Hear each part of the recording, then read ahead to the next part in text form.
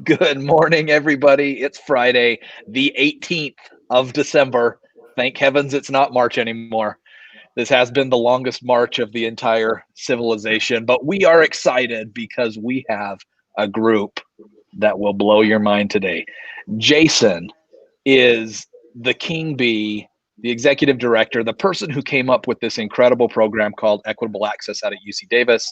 Ryan Petersen, vice president over at VitalSource, who has played a very, very, very significant role in helping get that program up to speed. And we'll hear more from both of them. You know me, the class clown, and then Melissa, of course, our chief customer experience officer. We're just excited to be here, and we're especially excited that we get to share this story with you because we think you'll be really interested in what the innovation that UC Davis has put together to help students. I have already dropped in the comments a link to a case study we just put out about this incredible program. Take a look, shoot any questions that you have over. We, of course, want to know who you are, where you're from. As always, drop it in the comments. And with that, Jason, let's kick it off with you just giving kind of a background on what this Equitable Access program is that you built. Sure, thanks, Mark, and I'm really happy to be here today and to share our new program. We've just completed our first term of this program. We started in fall quarter, and Equitable Access has two primary goals. Both are in the title. So one is equity. So there's equity sort of in two ways. So equity with price. So at UC Davis, regardless of what your major is, the price for tuition is the same, yet the price of textbooks can vary widely, really significantly, especially for STEM majors, have very high textbook costs. And so there's equity from that perspective, but there's also equity from a lower income student and a higher income student. One has a textbook and the other doesn't. That is not an equal situation at all.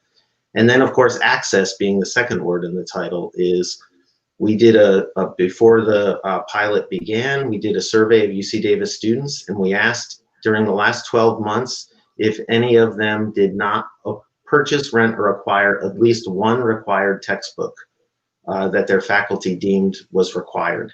78% of UC Davis students said they skipped at least one textbook purchase. So that's really significant. That's 4 out of 5 students are walking around without access to everything. So we really wanted to sort of work on those issues. And then we also wanted to sort of work on the convenience factor, right? So textbooks are intellectual property. So we sort of looked at other intellectual property models that existed. And so, movies and music are two close parallels. Both have copyright, both are intellectual property. And if you think of how we used to purchase both music and movies one at a time by visiting a retailer, the days of Blockbuster Video, Hollywood Video, Tower Records, etc. And so now we actually don't really go anywhere to obtain those materials. We subscribe to services, whether it be Netflix, Hulu, Spotify, Pandora, etc. And we don't really, and so we subscribe to a service, and so we don't necessarily need to know in advance what we want access to. We just can choose anything basically because we have access to an entire catalog.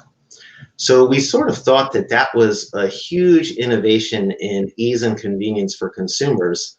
And why don't we try and bring textbooks into that same kind of model? And so that's basically what Equitable Access is. It's a flat rate. So it's a flat fee regardless of your major, and you get access to every required textbook for the courses in which you're enrolled in. So you can't have access to every textbook, like you could just randomly go get any movie off of Netflix, for example. But with this program, you can have access to anything for a course in which you are enrolled. So that's basically what it is. Incredible. So we have our good friend Megan Tolan from out at Trine University, who's cracking some jokes here.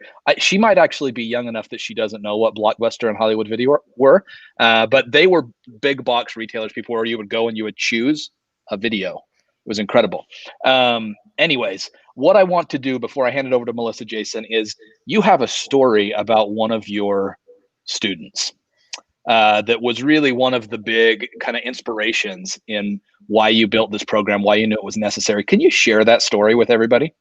I sure can. So we had a student who became a career staff employee. His name was Carlo, and he came to UC Davis, and he was a first-generation college student, came from a low-income background. He came to our summer bridge program, and his mother dropped him off, and she told him that she was so proud of him. Not only was he the first one to go to college in the family, but he also got into a UC. It wasn't just a college, it was also, you know, one of the top public institutions there is. And so she was super proud. She said she saved all the money she possibly could for him because she knew that he was going to have to buy textbooks first thing. And so she handed him a sealed envelope, gave him a kiss goodbye, told him how proud she was, and left. So Carlo went to the UC Davis bookstore, and he opened his envelope, and there was $100 in there. And it seemed like a lot of money when he saw that there was $100 in there, so he thought he was all set. So he was planning to be an aerospace engineering major, so he went to the aerospace engineering section, and he saw that the first book he needed was about $300. And so as a first-generation college student, he didn't know what to do. He didn't have somebody he could ask, oh no, I don't have enough money for this book, what do I do? So he had to try and figure it out on his own. So the solution he came up with was, I guess I can't be an aerospace engineer because I don't have an income to support that major. And so he walked around the bookstore, and he wasn't even sure what political science was, but he noticed that he could afford the political science books. So he made a decision to change his major to political science based on the cost of the book. And so that's not something we ever want to see happen at UC Davis or really at any institution. And so I sort of like to add a joke to that. And now the poor guy's in the textbook industry, right? So he actually just exited the textbook industry, so good for him. So he just went to become, he went into the military actually after working with us for several years. But he inspired us, and he was still with us when we were starting to develop this program. And so I know he feels a great sense of honor in that he inspired us to create this for other students. That story still to this day gives me goosebumps. You know, I had the privilege of visiting UC Davis before COVID hit, and heard that story and got to meet him. And what an incredible inspiration to then turn into an impact that you can make on, you know, not only all the students coming to UC Davis, but our hope is by surfacing these stories, we think about this more broadly in education, and how do we provide, you know, equitable access to anyone looking to continue to pursue education in this way. So I'm curious, what's been the response of students so far this fall? I imagine it's even more helpful given remote learning and the predominance of that, but I would love just thoughts around or your insights into how have students responded to this? Have you had feedback from students? What are you seeing now that this has been launched? Sure. So we have done, again, we only have one term of experience so far, so it's fairly new still. And so we did do a student survey of both students who participated and students who didn't participate, because it's an optional program. You can choose to participate or you can opt out if you so choose to do so.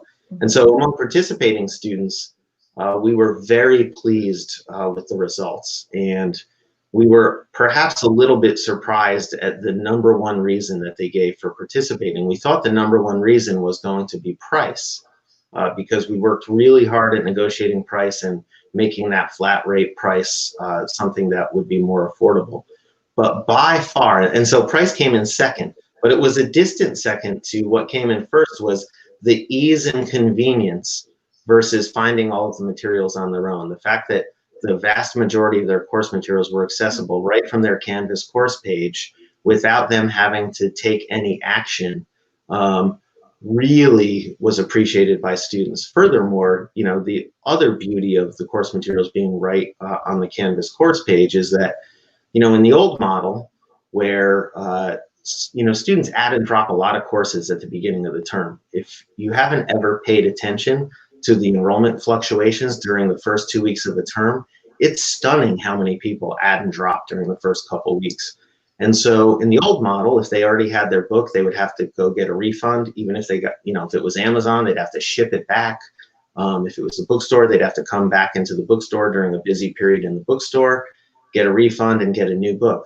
With the materials being in Canvas, as soon as they leave the roster in Canvas, they lose access to the content for the course they dropped.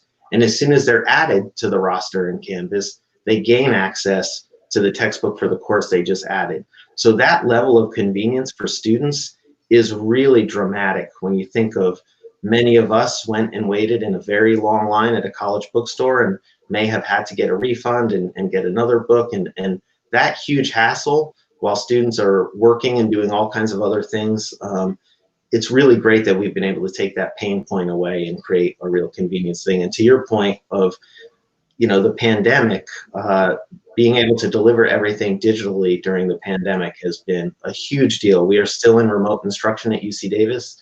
And so, our students aren't necessarily on campus. Some have returned to Davis, but some have not.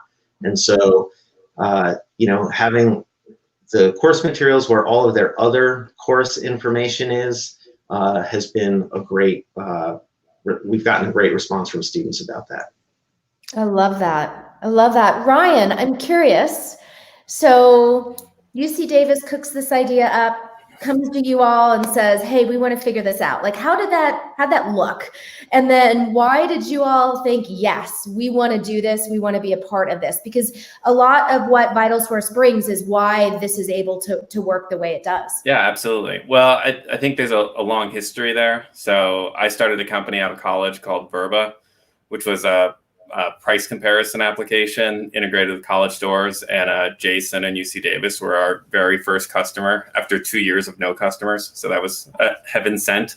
And a program that's similar to Equitable Access, but at a course level, is called Inclusive Access. And UC Davis pioneered that model. And we worked with them to do it, and have created, we were acquired by VitalSource in part on the growth of this inclusive access model that's now at thousands of institutions.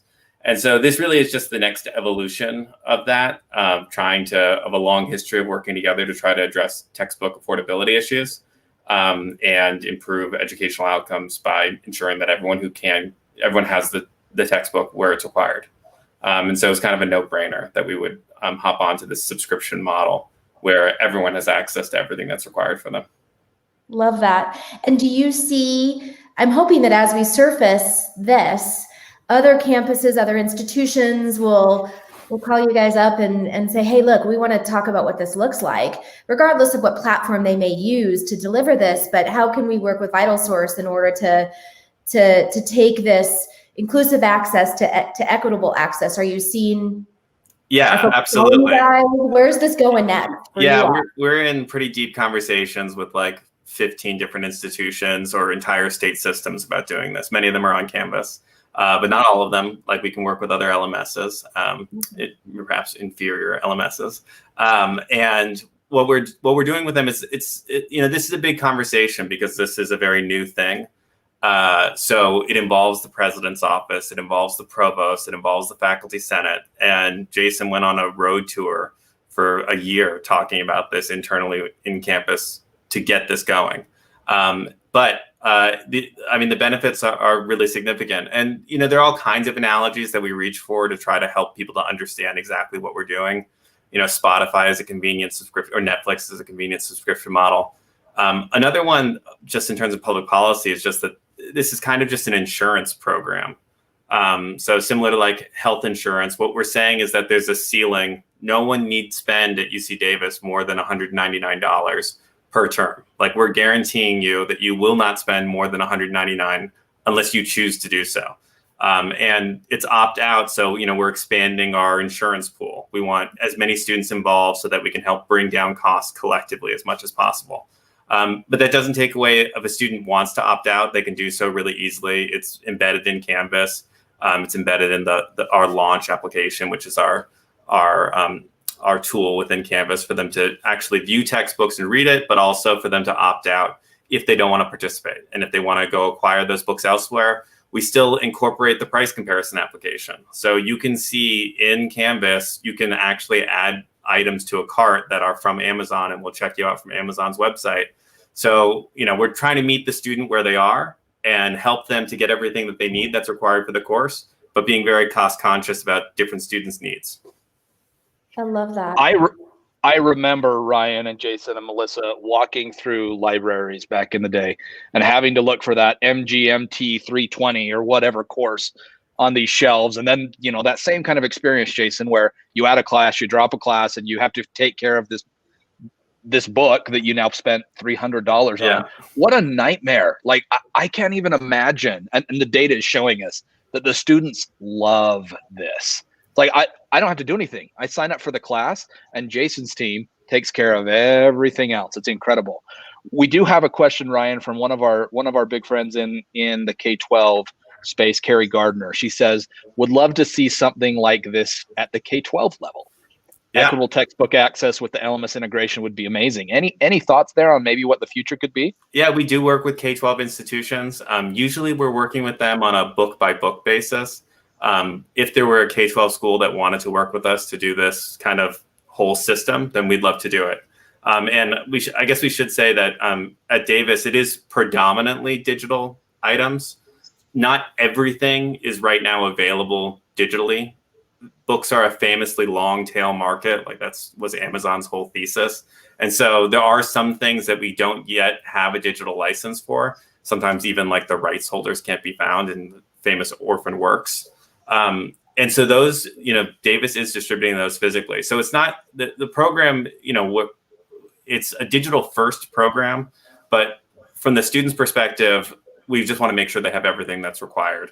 And so I think they sent like 3,000, because of the pandemic and remote learning, they had to send 3,000 books to Asia, to various countries. So, we hope that decreases over time as we have a whole team dedicated to content ingestion. But we're trying to meet the student where they are. So the student doesn't know whether or not we were able to get rights to a digital book. They just know that that's assigned to them, and we'll get that to them if they need it. Yeah, and I think a really cool thing about that digital penetration that we were excited about, because academic freedom for faculty is critical, right? So that's why it's digital first, because if something's not available digital, we're not going to tell a faculty they can't use that material, right? They can use whatever they want. Academic freedom is the First Amendment for faculty. And so 85% of the textbook units we delivered were digital. And so for term one, that's a pretty stunning number. And it does show that with a significant amount of effort, there is enough digital out there where, if at term one we're at 85%, that's pretty darn good. So we're pretty pleased with that as well. And so, so there, we certainly have a ways to go, because, for students who still have print, they either have to have it shipped to them if they're not in Davis, or they still have to go into the bookstore. But even so, to Mark's point, now 85% of the people should be no longer in those aisles looking for the book, because they're getting it through the LMS. How did you, Jason, I'm curious, and I imagine, Ryan, you were part of these conversations as well. How did publishers react? And how'd you work through making sure, or the rights or the material holders, whether it's publishers or individuals, how did that all work? Did you negotiate with individual publishers? And I'm asking because I think there's some folks out there going, I want to bring this to my school. What does the whole process look like for us to start to think about this? Yeah, so there was significant negotiation that went into this. Sometimes this is viewed as a negative, but it actually worked out as a positive for our negotiating, is that there's been a lot of publisher consolidation over the last 20 or 30 years, so that we really only had to negotiate with maybe 15 publishers to cover like 90% of the content used at UC Davis. So we were able to sort of, ignore the bottom 10% at the beginning, because it was such a small amount that we might get to that later to negotiate, particularly if they had larger penetration or market share at UC Davis. But basically, I think what really helped, Ryan mentioned that this is like an evolution of inclusive access. And so publishers are very engaged in the inclusive access model and see the value that it brings to really all parties in the ecosystem. And I think they realize that this is sort of a natural evolution of that program, but still it's a big, big change, right? And so it wasn't like they agreed in the first conversation. But I think, now, and we only have one term's worth of results, right? And when you launch a new program, you usually start at the floor, right? You expect to grow from the beginning. And as we all know, we humans, most of us, are change averse, right? And so when we see a new model, to go to the Netflix example, right? When they first started streaming content, I didn't even understand how you got the internet to your TV, right? So it took me a while to stop mailing DVDs back and forth with Netflix. And thankfully I work on a college campus. So I remember asking the college students, I'm like, how exactly do you stream movies? Like, how does that work? And I had to have a college student explain it to me. Somebody made a joke earlier about what is Blockbuster. Well, when we were developing this and talking to our student steering committee, we talked about how Napster sort of changed the music industry, and the student said to me, "Oh, that was before I was born." And that's where I realized, like, wow, that was before you were born. So it's been really interesting. Yeah, and on the publisher negotiations, it's like anything can be assigned to a college course, but a lot of the costs are in the big name higher education textbook publishers. So as Jason said, it's only a few parties that we need to approach in order to get to cover the vast majority of costs in the program. And in negotiating with them, what we kind of demonstrated was that they could come down on their unit pricing on a per book basis based on volume. And in a way, we're working with them to try to set up a type of subscription that is customized to the UC Davis textbook lists and the courses that they're enrolled with. And like any good partnership, we want to show benefits to them. And some of those come from the fact that we're not forcing them to print and ship around new books. And publishers accept unlimited returns from bookstores. And so that can be a lot of cost for books that aren't even sold that are sent back. And by doing this, we're able to achieve a lot more volume and digitize at a much higher rate. So by offering those benefits to publishers, we're able to make this a more attractive program really for everyone involved. And one of the things I'd like to mention too that I think people don't realize, and this is something that, I've evolved my thinking on. So I've been doing college textbooks for since 1993, however long that is. And I used to think used books were the solution to the pricing problem. And so I used to really go after used books, right? And so over 27 years, I've sort of changed my mind on that. And I sort of feel like used books are what drives the price of new textbooks higher. So when you think of a publisher, they only get one sale when it's a new edition. And then UC Davis and other institutions get all used books after that, or as many used books as we can, right? And the utility in a used book is the price. And so we went to publishers and said, we will eliminate the used book market at UC Davis. So for example, if they had charged us $10 before, and there were 10 students in the class and we got 6 used, they got $0 for those 6 used copies, right? And then they got $10 for the 4 copies they bought. So 10 times 4 is $40, right? So then if we could convince them, well, what if you dropped your price in half? Well, the first answer would be, that would be crazy. I would never do that, right? Well, if it's $5 and they get all 10 times 5 is 50. So they just increased their sales significantly, right? And so that's just a really easy math example, right? But when you multiply that out by the volume and the courses that many of these publishers have, it can be a significant benefit to them as well. And so they no longer have to charge $300 because that's the only time they ever sell it, is when it's the new edition, first sale, and then we're just buying used nonstop. Well, now I'm going to pay a much lower price, but all the time. And that's the same model of like Spotify or something else, where, you're getting a royalty every time somebody plays that song, right? And so it's a lower amount per transaction, but there's more transactions taking place. Yeah. And there's zero marginal cost because it's digital. So it's not like they need to print each one and ship it out. And there's no risk on it because, no one consumes it unless they're going to pay for it. This fixes a number of distortions that happen in the textbook market. And I don't want us to just nerd out about textbook pricing for a second, but for one moment, if you'll, what the end result of that new book edition cycle is, it's a treadmill that these publishers are on, where they're like, have to release a new edition of the book.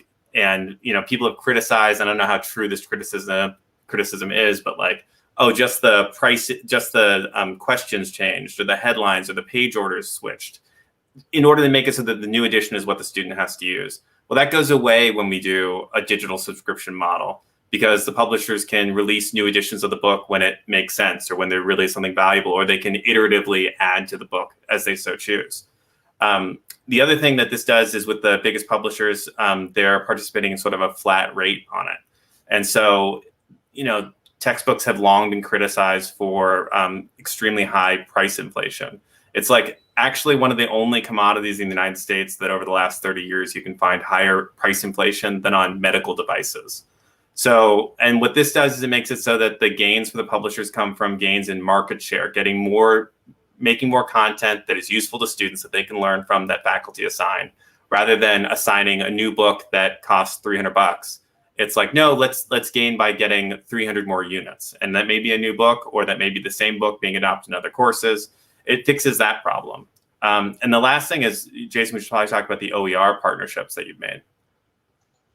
Yeah, so thanks, Ryan. That's a great point. So Open Educational Resources, or OER, is a really big trend on college campuses. And so one of the things that we wanted to make sure we incorporated into our program was, we tried to look, when we were developing this program, is how can this program be criticized, and how can we innovate around those criticisms? So we identified that maybe one of the criticisms might be that universities should put all their eggs in the OER basket, right? And so, well, that doesn't work with academic freedom, right? I've got to allow faculty to use whatever they want. So however, there could be a place for OER within our program, right? So we decided that we were going to deliver both OER and library resources through the same platform, through the Canvas course page for those courses. And so, but we also looked, and we have a really large OER program on our campus called LibreText, and it's one of the largest OER projects in the world, I believe. And so when we decided that, what if we tried to, fund part of the OER marketplace? Because when I was a business major in college, and one of my favorite lessons from my economics professor was, there's no such thing as a free lunch. Somebody paid for it, right? And so there's no such thing as free content, right? Like, even when people say, we'll get it for free in the library, well, where does the library funds come from? It comes from students' tuition dollars, right? So there's no such thing as free, right? Somebody's always paying for it, right? However, there can be lower cost versus no cost. There is such a thing as low cost versus high cost, right? And so we chose to fund some of the OER initiatives on our campus by offering a much lower rate than we would offer a publisher, but it would still put money into that platform to allow it to not only sustain itself, but to grow. And so this program delivers both library and open educational resource content as well, because we want faculty to choose whatever they think is best for their course. And so the other great benefit of OER is, the more OER or library content that gets adopted, the more downward pressure on future pricing. So every year we are going to evaluate what our costs were to operate this program, just like a health insurance model. Ryan mentioned that we really modeled this after student health insurance. And so each year student health insurance rates are reevaluated to see if they should fluctuate. And so we will do the same exact thing. So as faculty adopt more OER content, right now we're at $199 per term, we hope to bring that down, continually put downward pressure on that price. So again, we only have one term's worth of data, but based on the one term's worth of data, it does look like we're going to be able to achieve that goal. Somewhere in the middle of year 2, we will probably have our first price reduction. And it could be as much as $30. So it may go down to, in the 170 range. And so we've tried to not just, because that was one of the other criticisms, is once everybody's into this subscription model, I mean, we kind of see that in the streaming world right now, like prices keep rising, right? And they're starting to become comparable to cable or satellite if you have a bunch of streaming services. But we feel like we're going to do our best. Obviously, there's inflationary pressures that we all face, but we do think that we can continue to put downward pressure with OER and library resources as well. Yeah.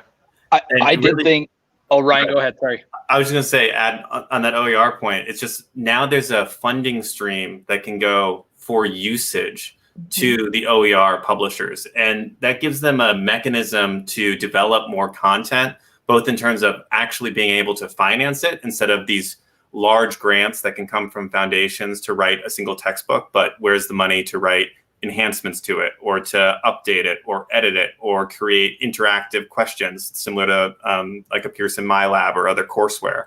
And it also means that they have a signal for what's really being used. Like if it's just OER that you put out online and anyone can download it, that proliferates. Various servers are hosting it, students are downloading it.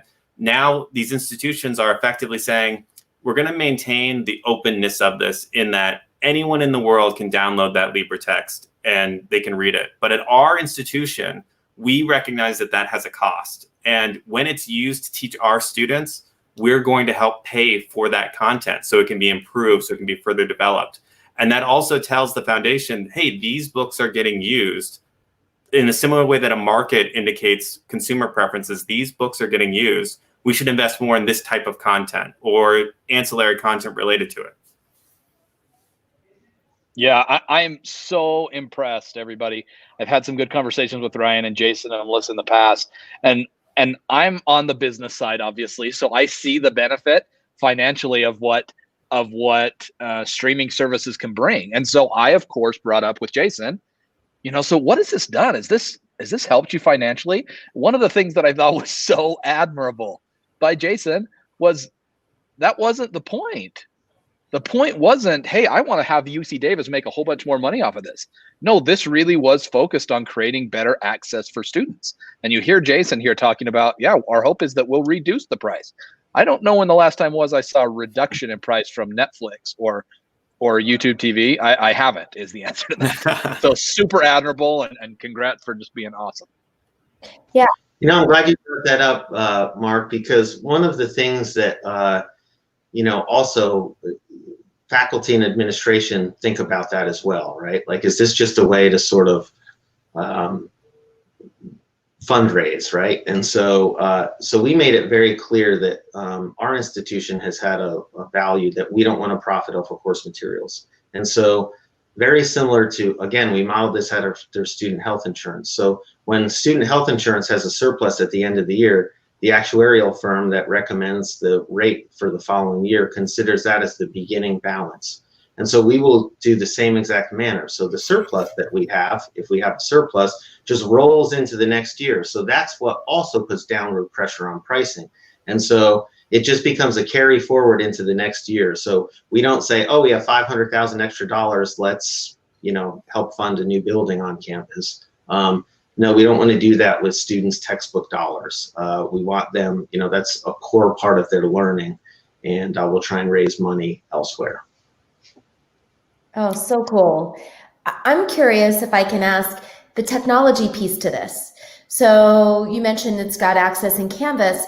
I know from having conversations, particularly Ryan with your team around, there was a lift to this. There was an investment in this from a technology perspective to go after that ease of use value, right? So that's the equitable access, making sure people can get those materials, can get them contextually, can get them associated with the right courses as they move from course to course, and to get them where they're learning.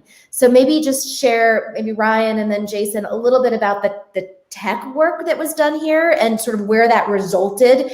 Because I think that's also, as schools are listening and thinking, I want to bring this to my campus, you've actually brought it to a place where it's I think, quite simple to bring it to the campus from a technology perspective, but it took a lot of work to get there. So maybe talk a little bit about that, Ryan, and then Sure. David. Yeah. So this is like trying to get this to the point where it was super simple for the consumer, and probably a lot of you can identify with this with your businesses or institutions, requires a lot of back end work being done to get everything to work right. And so like we have to, we started in 2011, 2012, we started running the textbook adoption system that faculty use to assign materials at UC Davis. And we do that for hundreds of schools as well. That adoption goes into a system that manages the digital licenses, and it also pulls the enrollments from the student information system. Because many of my friends who work in the LMS probably are familiar with the issues that can come with matching courses from SIS to LMS and IDs of students from SIS to LMS. And why that's so hard, I don't fully understand, but I know it's hard. And so our system has to incorporate that information to know which students are enrolled in which courses, make sure that they have access in the LMS. And also we do place the charges for this on the student account through the student information system, which is like the financial backbone of the institution. And all of that has to happen somewhat seamlessly for this to all work appropriately. In addition, we had to leverage the various apps that we have for consuming the content. So, if you just want to consume it in Canvas, that's great. You can just click a button and, you're reading the book linked out from the Canvas interface. You don't even need to log in necessarily unless you want to create an account. But creating an account will let you download it to your phone, let you have a downloaded reader on your computer, and that's for PC and Windows and Chromebook, for iOS and Android, to download all these things, to have them synced, to keep your highlights across them. So we're leveraging a technology stack that we spent a decade building for VitalSource in order to make this work. And some of the development that had to take place for this is, one, understanding just the overall cost of the program, like doing the analysis to do that. And second, previously we charged for books, we didn't charge for subscriptions, so that fee had to take place on a student enrollment level and not on a which books are assigned to level. And that was some additional development, as well as managing opt-outs for students, again, takes place at the subscription level. Are you enrolled in the university in an undergraduate, or are you, rather than I want access to this book or I want to opt out of this book? That makes a lot of sense. Jason, thoughts around the technology aspects? And Ryan, something you just said triggered to me, having this on multiple devices, right? People can get it in Canvas, but how did you think about that technical experience for your students? Yeah, I'll start at what you just said before I go further, is that one of the things that was important to us is that, this digital divide, right? And so particularly during remote instruction, because we've invested in a significant campus Wi-Fi infrastructure, right? Well, now students aren't on campus. So, and now we're going to deliver them everything digitally, right? So one of the reasons that we really, one of the things we loved about VitalSource e-reader was that it could be downloaded for offline access. So if there was a student who, didn't have great internet at home or didn't have internet at home, they could download it while they were on the campus network and then read it on the bus or whatever the case might be. But to go further, from some campus department perspective, Ryan articulated quite well all of the different pieces that had to come, but we had to sort of tie in financial aid, registrar, student accounting, academic technology services. And so because it's all of these systems are feeding information to one another to make the platform work. And so, as Ryan mentioned, a lot of the infrastructure was in place for the inclusive access type program. This was just on a scale not really imagined before, a much, much, much larger scale. And I think the interesting part, and Ryan alluded to this, is I mentioned earlier how cool it is that the Canvas course page updates with the banner registration information, right? But also it's a little bit more complicated than that, because some of the students opted out. So we have to kind of have two rosters for that course. One roster of students who can get access to the textbook because they paid, and one roster of students that doesn't have access because they opted out. And so that made it a little bit more complicated. but it all worked. Actually, I would say that was one of my biggest points of pride, is how well the technology actually worked. The technology integration worked phenomenally well. And the fact that we debriefed and found hardly any and very minor future enhancements after term one. Usually after term one, you've got a long list of enhancements you need, right?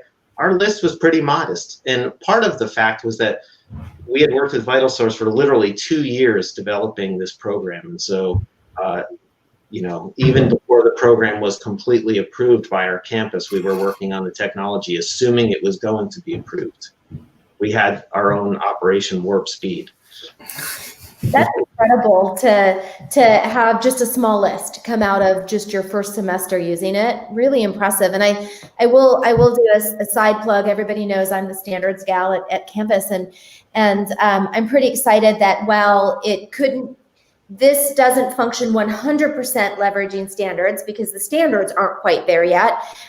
Where standards could be used, they were used to develop this technology. And I think that's really powerful, because that also helps lower the cost for institutions, and it helps make it much easier to deliver it in any platform you might want to use it in.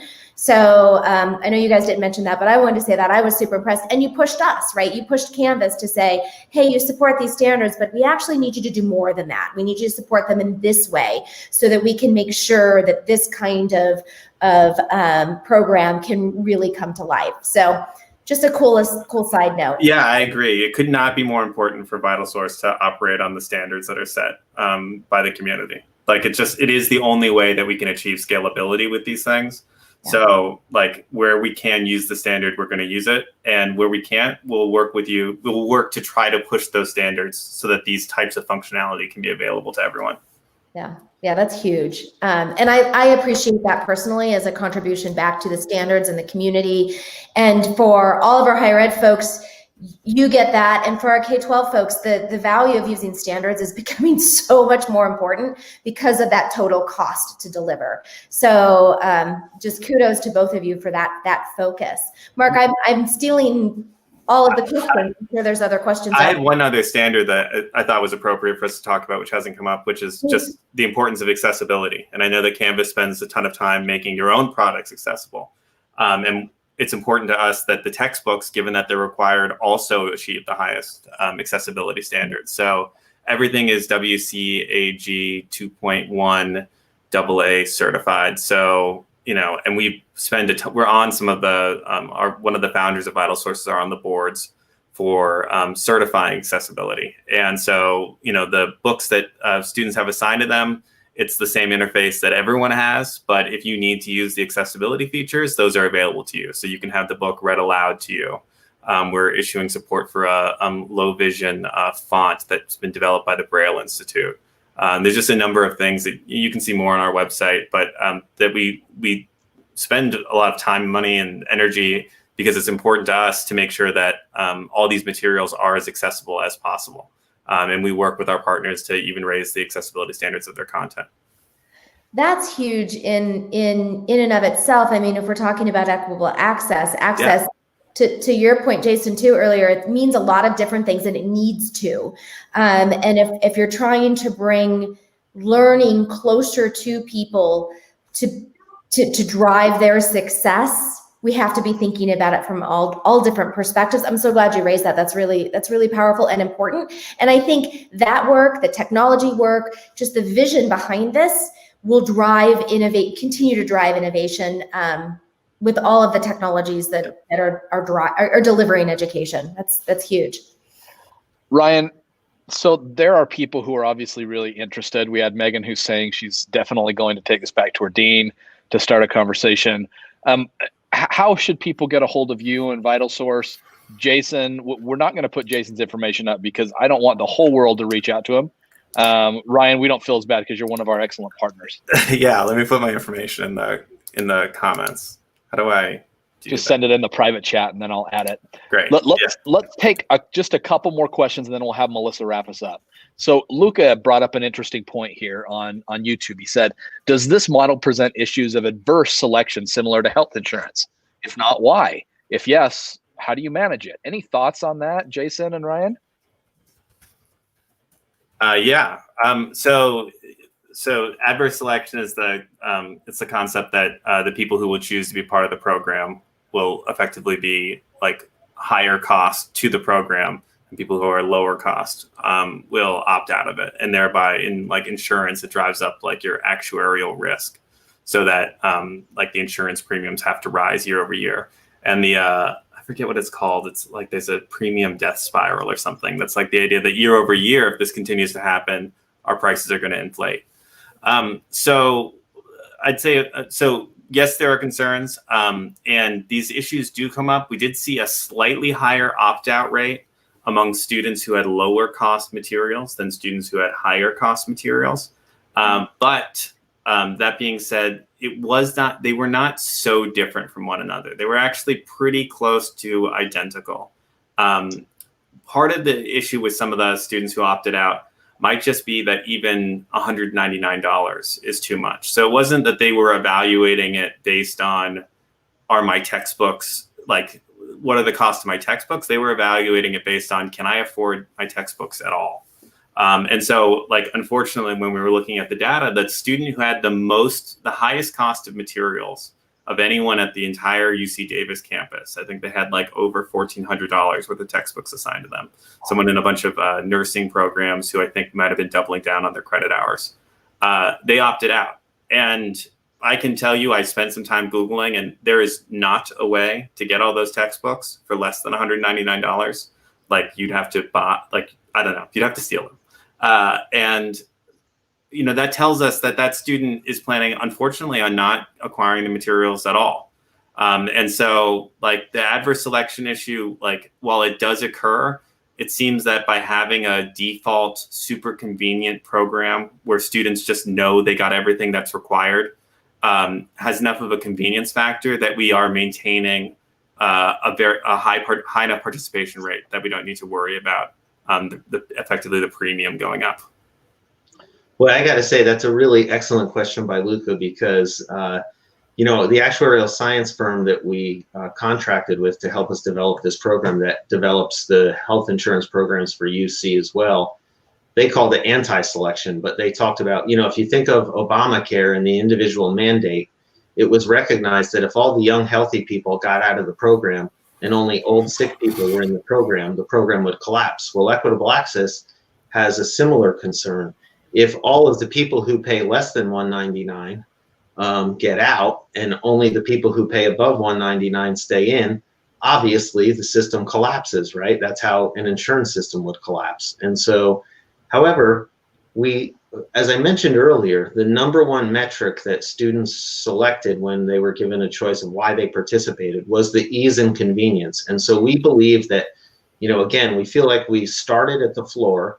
And so already now in term 2, our billing period has already ended. We start in less than 3 weeks. We're a quarter school, so we start, I believe it's January 5th. And so we've had about 3,000 students currently more participating in term 2 than participated in term 1. And so we do believe that over time, it's not just the price factor, because that's what students were telling us, particularly with the adding and dropping. They were like, I cannot believe my textbooks just follow me automatically. You know, and so it's sort of hard to give out. Think of if Netflix or Spotify went away and we suddenly had to go back to a store to pick up one movie at a time and then remember to return it without a late fee and all of that other stuff, right? So I think a lot of us we might have started with price, but we ended with ease and convenience. And so I think over time, we hope at least over time that it's going to become less of a concern. Yeah. It's funny that you brought up the individual mandate, because, and I'm not taking any political position here, but just originally that program was conceived as requiring an IRS tax penalty for not participating. And eventually that IRS tax penalty was removed. And there was a big concern of like, oh, are we suddenly going to have just complete flight out of these programs by healthy people? Well, it turns out that even the healthy people would like insurance. And we haven't seen that. And the Obamacare, this healthcare expansion has continued to create fewer and fewer uninsured people. Well, similarly, it turns out that even like students who have fewer textbooks still would like all their textbooks in one place, and they would like the certainty of having a fee that they can budget that is $199 per term. And that convenience and that budgeting factor all still aid us in saying, like, okay, it's not purely just the rational choice of, like, if I really go online and I try to find all my books, is it going to be less? And most of the time, like, I can tell you quantitatively, looking at all the UC Davis students over 3 years, they're not going to be able to find it for less. But even if everyone did do that search, there's still the value of having it there and having the certainty. And that has made it so the adverse selection issue isn't as bad as we might have initially been concerned. It's such a great point Ryan made too, the predictability and the ability to budget. Can you imagine if universities said, we'll let you know what the tuition rate is at the start of the term. It's going to fluctuate every solitary term. And yet we've always done that with textbooks. So when you think of it in other parts of college life, it seems unimaginable that we would do that to families. Yet that's exactly what we've done for 100 years with textbooks. We never would have come up with that pricing program if we were thinking about universities today. No one would have been like, okay, we'll tell you how much it costs after your tuition check is cashed. We'll tell you what these additional fees are. Melissa, wrap us up with your thoughts on equity, access, and specifically what UC Davis has built. Yeah, so first of all, thank you to UC Davis and thank you to VitalSource for bringing this to education. I hope hundreds and thousands of institutions around the world look at this and think about adopting this. But I also, as I've mentioned before, am just so excited about the questions that it brings, the conversations that it's driving, and that it's focused on access and it's focused on equity and driving innovation in that way. In and of itself is a way for us to see education move forward and to give more learners more opportunities to develop their own individual careers and contribute back into the world. So this alone, whether or not every institution adopts this or not, it alone is driving the right conversation. But I do hope that, and this is why we wanted to bring it to the table, is that look at this, think about this. These are the kinds of things I know we at Canvas are trying to do, is not just deliver great platforms or deliver great learning experiences, but to do it in a way that everyone can have access to it. So thank you for that. Huge, huge impact you're making. The more we can share this, the more we want to out there. Once again, regardless of what platforms folks are using, whether in higher ed or K-12, think about this and think about how this can impact your students. So thank you. That was my wrap up, Mark. That's perfect. You guys are the best. Thank you all. Yeah. I love it. VitalSource, UC Davis, congrats. Thank you, Jason and Ryan. Check out the case study that we dropped in there. If you have any questions, especially the hard ones, send them to Ryan, please. Don't send them to Jason. Don't send them to Melissa. For heaven's sake, don't send them to me. Ryan.Petersen@vitalsource.com. Go check it out, everybody. Again, thanks for having these great people with us. Have a lovely holiday, everybody. We are off on live streaming until after the holiday. We're out. It's been a crazy year. Have fun, everybody. Thank you. Take care.